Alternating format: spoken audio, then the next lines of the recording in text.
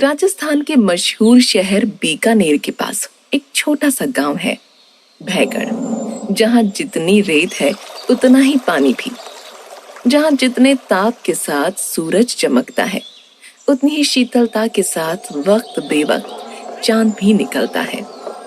उस गांव की आबादी सिर्फ 50 लोगों की है। सुंदर, सजीले, डरे हुए लोग, बड़े, बूढ़े, जवान, बच्चे, सब के सब एक डर की वजह से इस गांव में रहते हैं। वो यहाँ से जा नहीं सकते। अगर उन्होंने इस गांव को छोड़ने या यहाँ से कदम बाहर रखने की कोशिश की तो इस गांव में उनके साथ बसने वाली 100 प्रेत आत्माएं गांव की सीमा पर ही उनका गला काट कर उनका खून पी जाएंगी। और ये 100 प्रेत आत्माएं किसी गली, घर, कूचे या बरसाती में नहीं रहती। ये सब आत्माएं इस गांव में रहने वाली 18 साल की लड़की श्रावणी में बसती हैं।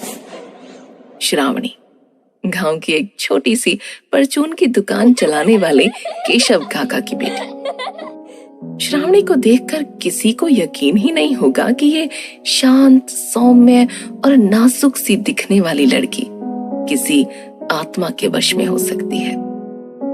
बातचीत में, हंसने बोलने में, अपनी रोज की दिनचर्या में वो एक सामान्य लड़की है। और उसकी वजह ये है कि उन 100 प्रेत आत्माओं ने श्रावणी को वश में नहीं कर रखा। वो बस उसके जीवित शरीर का इस्तेमाल अपनी बात कहने और अपने अधूरे काम पूरे करने के लिए करती हैं। गांव का हर इंसान हर वक्त इसी डर से घिरा रहता है कि पता नहीं श्रावणी के अंदर कब कौन सी आत्मा जाग जाए और क्या कह दे, क्या कर दे।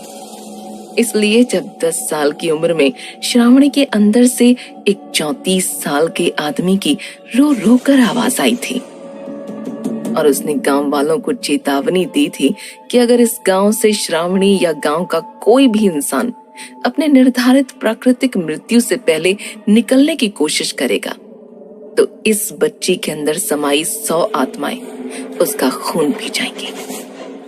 आज इस बात को 8 साल बीत चुके हैं।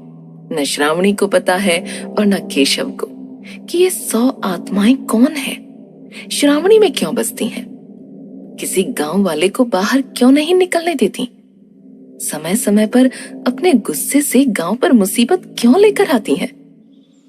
आज भी कुछ वैसा ही मनहूस दिन है।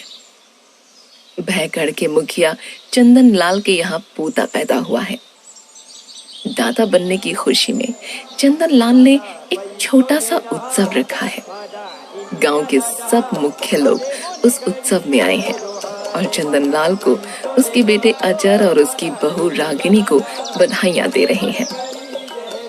कोई भी सामान्य बुद्धि वाला यही सोचेगा कि ऐसी खुशी की घड़ी में श्रावणी या उसके पिता केशव को कोई नहीं बुलाएगा। मगर भयगढ़ में इस बात को लेकर भी एक नियम है। कोई उत्सव हो या कोई मातम, कोई खुशी हो या कोई शोक, श्रावणी को बुलाना अनिवार्य है, क्योंकि गांव का कोई भी मनुष्य श्रावणी के अंदर रहने वाली किसी भी आत्मा को नाराज नहीं करना चाहता।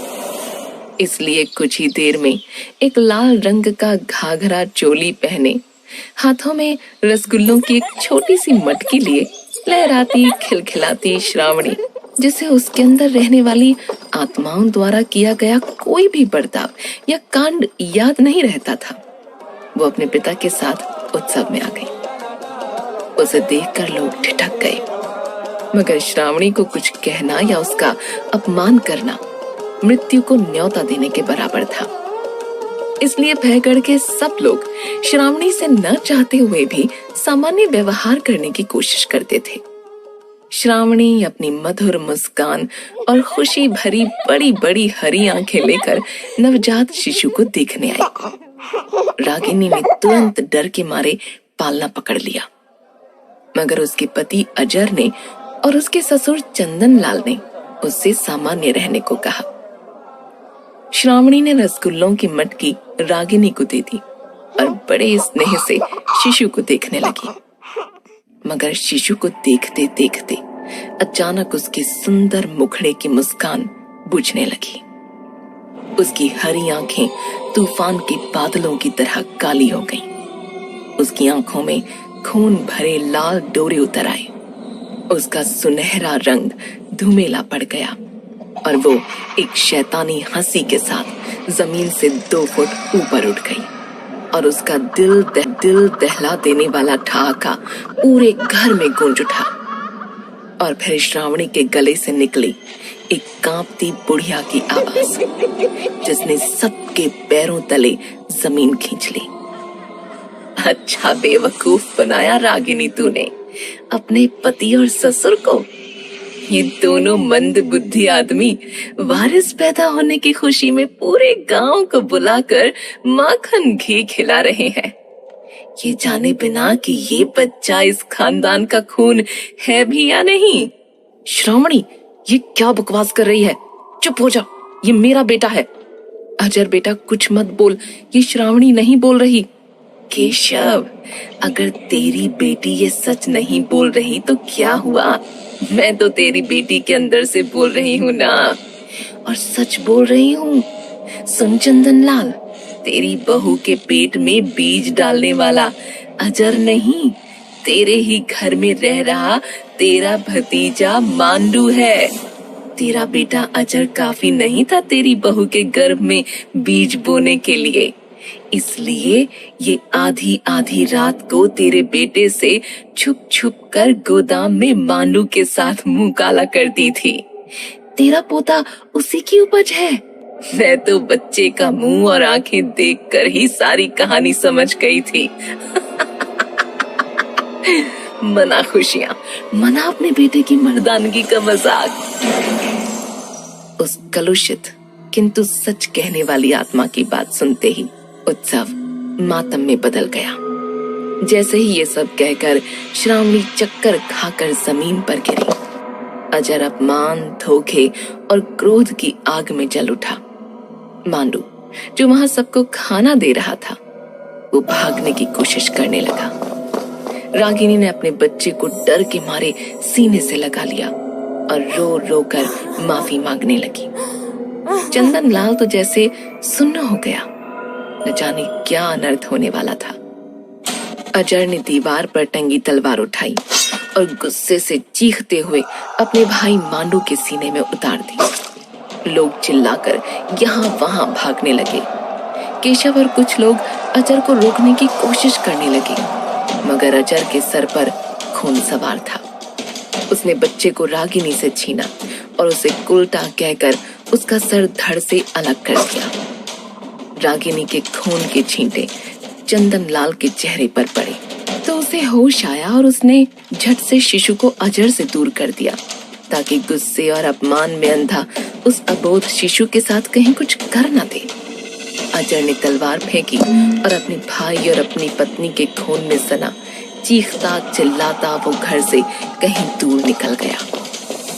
चारों तरफ खून से सना सन्नाटा, और उस सन्नाटे में आ रही चीलों की आवाज कानों में पिघले हुए शीशे की तरह पड़ने लगी। तभी जमीन पर गिरी श्रावणी जमीन पर पड़ी पड़ी दर्द के साथ कराहने लगी। उसका शरीर अजीब तरह से कांपने लगा।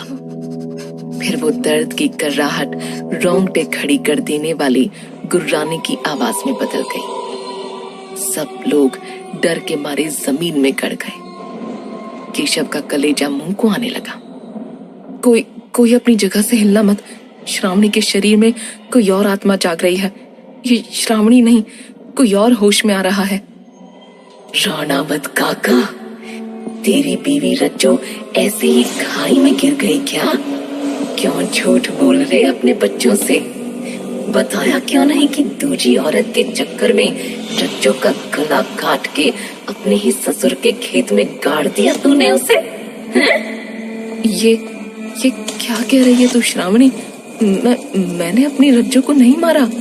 मुखिया जी, मैंने न मारा मेरी रज्जो को।